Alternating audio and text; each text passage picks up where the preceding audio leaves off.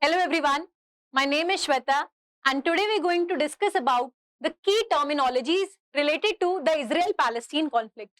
This issue, it has been one of the longest standing conflicts in the history.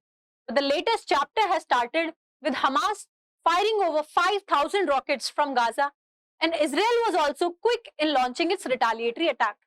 Amidst these increasing tensions between Israel and Hamas, we have seen a greater coverage to this issue has been given in news. But several media reports and the number of editorials, they have been interspersed with such terms and names that are rather very significant to the understanding of this issue, but not all of us are familiar with it. So the objective of today's video is to present you a basic explanation of few terms which are important to the understanding of this conflict. We'll see how better understanding of these terms will help us decode the intricacies of this conflict even better. So in this video, we'll cover all of these terms one by one and facilitate our knowledge of this conflict. So we'll start with our first word, which is the Palestine itself. The Palestine, if we look at it geographically, it represents a territory located in the Eastern Mediterranean region. Till 1946, it had covered what are the present-day areas of the modern-day Israel, of Gaza Strip, of West Bank. So all these areas, they were under Palestinian territory till 1946. After a few time, the Jewish settlers, they came in great numbers in the Palestinian region. Now there were conflicts between the historic inhabitants of the Palestine territory and the Jewish settlers. This issue, it was taken up to the United Nations, which then in 1947 proposed a partition plan. So this was the partition plan which was proposed by United Nations. United Nations argued that three distinct territories can be created from this Palestine territory. The areas which were dominated by the Arab people, they could be built under separate Arab state. Alongside it, the region dominated by the Jewish settlers can be emerged as a Jewish state. It put a special territory of Jerusalem under international control or under the control of United Nations. So why do you think such important status was to be given to a territory in both these countries? This brings us to a next term of this section of Jerusalem. So Jerusalem, if we look at it geographically, it is located on the bordering regions of Israel and West Bank, which is the Palestinian territory. So it is located at the border of it. And if we look at it on the map of world, then it's a region located in West Asia, between the region of Mediterranean Sea and Dead Sea roughly. Right? This region, it has been claimed by capital both by Israel and Palestine. Geographically, we see that this region does not represent area more than 125 square kilometer, roughly the size of 1/10 of the Delhi state. However, the importance which has been given to Jerusalem historically is the reason because of its contention as well. So the reason of contentions lies in the religion. See, all these important religious sites, they have been located in close proximity in the Jerusalem region. This land, it has been considered a holy land in the three major world religions, namely Judaism, Christianity and Islam, as many of their important sites have been located in this region. If we look at it, for example, the Church of Holy Sepulchre, it is an important Christian site where it is believed that Jesus Christ was crucified. Then the Temple Mount, it is considered a sacred site in Judaism and believed to be a foundation stone from where the whole world started. Then the Al-Aqsa Mosque, it is considered a third holiest site by the Muslim people after the Mecca and Medina. So due to the such great amount of religious sites which are present in this region, Jerusalem is an important territory and it has been a point of contention now and again. So after a special significance was given to this territory, United Nations hinted at what brought us to the third term, the two-state solution. Now, this two-state solution, it reflected the aspirations of both the Arab people and the Palestinians, the Israeli people and the Palestinians. It led to the establishment of two separate nations, one Israel and another was Palestine. The United Nations in 1947 proposed for the first time this partition plan. According to this, United Nations said that 44% of the land can be retained by the historic Palestinians. However, 55% of the land can be given to the Israeli immigrants. 1% land was left out for Jerusalem as it was religiously very important site. Recently, very many proposals has also been made in the direction of two-state solution. Latest in 2022, the American President Donald Trump, he came with a solution for this settlement. He argued that the sites which have been taken up by Israeli settlements in the West Bank region, these sites can be still under the Israeli control, but apart from it, the areas inhabited by the Palestinians in West Bank and in Gaza, they can form one state of Palestine. While Israel has advocated this solution, and many other countries such as India also advocate this, Palestine has not supported this argument. Palestine has also given a proposal that it can establish the statehood on the 1967 lines, but this resolution has still not been made. So as this state solution, it was proposed by United States and Israel accepted it. So the next term, Israel, it comes into picture during this time. Israel, it established as an independent country in 1948. It established as a separate Jewish state or Jewish homeland after the horrors of the World War II was seen by the Jewish people. Roughly, it accommodated the same area as historical Palestine was part of, just barring the separate areas of West Bank and the Gaza Strip. So the formation of Israel, it followed and preceded as well mass displacement of Palestinian people from their homeland. Around 700,000 people of Palestinians, they had to fled their homes and it was known as Nakba in the Arabic. So after such exploitation was meted out to the Palestinian people, it was not acceptable to the neighboring countries of Israel, which represent the Arab world. Now, when I say Arab world, which is our next term as well, we represent all these countries, example, Saudi Arabia, Jordan, Egypt, Sudan, Libya, Tunisia. So all these countries which are dominant by the Arab population surrounding the Israel, they were not happy with such a treatment given to the Palestinian Arabs. They saw the UN Partition Plan as a European colonial theft. So as they were not happy with such an arrangement made by the United Nations, they were very quick in rising up a war against Israel, which brings us to our next term, which is the first Arab-Israeli war. Now, during this war, Israel was created just one day ago, and it was not expected that Israel could take up the tensions created by the Arab states. Initially, the Arab armies invaded and took up large portions of Israel, but after the Israeli army counterattacked, Israel was quick in its movement and made several gains, which led to even its victory, which came as very surprising even to the Arab world. And then it took up even portions which were claimed by Palestine as per the UN Partition Plan. So barring the areas of West Bank and the Gaza Strip, which came under the control of Jordan and Egypt respectively, Israel was able to capture more of the territories than United Nations provided to it under the UN two-state solution. Now, as many of these territories have been captured by Israel and historic conflict between Arab world and Israeli could not end, another major war, it broke out in the name of Six-Day War, which is also our next term. In 1967, this war was fought. It was the third Arab-Israeli war. It was named as the Six-Day War because in just 6 days, Israel was able to capture twice the size of its own territory from the neighboring countries.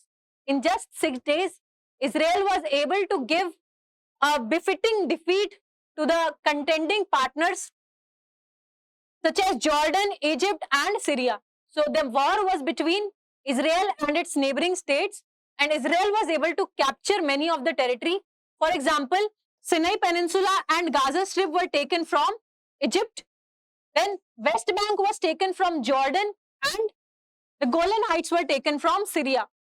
So now, after the Six-Day War, Israel had taken control of many of the territories, and Arab world received a humiliating defeat. After a few years, Israel was successful in signing border agreements over Sinai Peninsula with Egypt and later with Syria as well. But the status of West Bank and Gaza Strip still remained uncertain. So we'll see that what does both these terms mean. So our next term is the Gaza Strip. The Gaza Strip, it's a part of the Palestinian territory which is located in the eastern side of the Mediterranean Sea. It borders Egypt and Israel as well.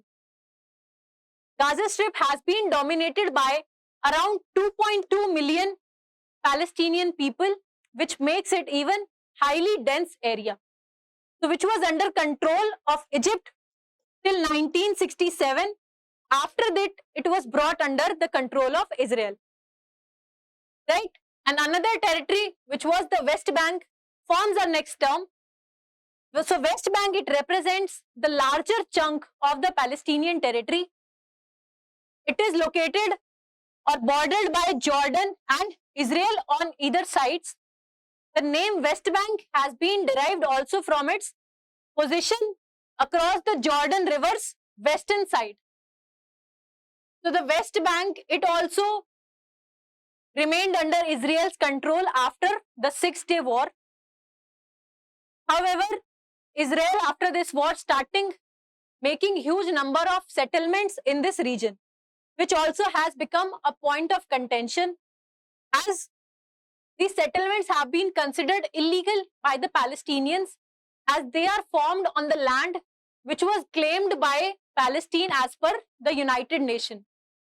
It also is considered illegal by the international law as they are settled on the land where the future Palestine state has to be created. So, such settlements have not been viewed favorably across the world, and in such exploitation of Palestinian rights, there was demands in the Palestinian people for political representative of their rights, which led to the birth of a new party or the new organization, the Palestinian Liberation Organization. This is the next term that we move on to discuss. It was formed in 1964 as the demand of Palestinian self-determination was arising in the economy. So in 1974, it was even recognized by United Nations and the Arab League as the sole representative of the Palestinian people. So the political representative to the Palestinian rights has been given by this organization, PLO. But since it was giving a political representation, but discontent was still simmering amongst the Palestinian people, so they rose in uprising, and the Palestinian uprising came under the name of Intifada. It is also our next term. So Intifada in Arabic translates to getting rid of something or someone. Palestinian people saw two major intifadas. They were violent and loss of lives were seen from both the sides, but they represented the Palestinian people's frustration and demand for self-determination and end to Israeli occupation. So such large amount of bloodshed was seen from both the sides, and the first Intifada, which ended in 1993, it led to the conclusion of Oslo Accords. So Oslo Accords is the next term that we are going to discuss. This was a series of agreements which were signed in 1990s or 1993 particularly. This was the first time when both these parties, it was signed between Israel and the PLO leader. So both these parties, Israel recognized PLO as the sole right representative of the Palestinian people, and PLO on the other hand, it recognized Israel's right to peacefully exist. So both these parties recognized, and they aimed to establish a peace framework as well. However, because of the tensions and conflict, it could not be achieved. So while this was hailed as a major victory across the world, both the leaders, the PLO leader and the Israeli Prime Minister, they were also given the Nobel Peace Prize.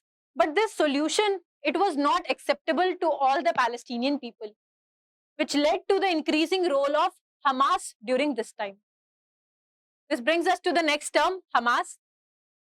Hamas, it started as an Islamic resistance movement during the first Intifada, but later it emerged as a Palestinian political and military organization. Hamas won the elections in 2006 in the Gaza Strip, and since then, it has taken control of this Gaza Strip in its under. Hamas, it denounces the creation of Israel and does not accept Israel as a state. Rather, it advocates for a Palestinian state. Because of this cause, it has engaged in multiple conflicts with Israel, and due to the militant activities that Hamas makes use of, it has been recognized as a terrorist organization by Israel and many other countries such as United States, such as European Union as well. So as Hamas increasingly made a number of militant attacks on Israeli people, the threat of security was deemed very serious in Israel. So in relation to that, in reaction of the Hamas attacks, Israel had developed the Iron Dome, which is the last term which we're going to discuss in this unit. So the Iron Dome, it is an aerial defense system which was developed by Israel. It was mainly to intercept and destroy the short-range rockets and the artillery shells that have been fired from Gaza.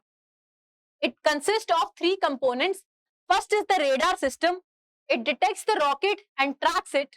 It then sends signal to the control and command system, which then estimates the impact point. If the missile is going to hit any uninhabited area, the Iron Dome simply ignores it. But if it makes an assessment that the missile is going to impact on an inhabited area, that the interceptor is activated. Now this interceptor, it then launches a missile, which then goes on to explode near the incoming rocket and then destroys the rocket itself. So this is how the Iron Dome shield, which protects the Israeli citizens, is kept intact. These are the terms related to the Israel-Palestine conflict that I wanted to discuss. There are some other major actors also which are involved. So we'll also look at it. Mossad, it's the National Intelligence Agency of Israel. It was formed as soon as the Israel country it was established, given the hostility of neighborhood in which Israel was present. It has been involved in multiple counter-terrorism and intelligence areas. And throughout the world, it has been recognized as one of the superior intelligence agencies. Apart from it, we look at Hezbollah. It's an Islamist political and military organization which has been based in Lebanon since 1980s. It was formed particularly against the Israeli invasion of Lebanon in 1982. So we have seen that many times Hezbollah also attacks Israeli citizens. So we'll look at the issue which is going on between Israel and Palestine particularly in the next video of this unit. I've tried to discuss all of these terms which I considered important in understanding of this issue. If you feel that any of the terms can be discussed or basic explanation related to that terms is required, please feel free to drop that in the comment section. That's all for this class. Remember, this knowledge will help you in bettering understanding of this conflict, as knowledge is the first step in understanding And understanding is the first step in resolution. That's all for today. Thank you.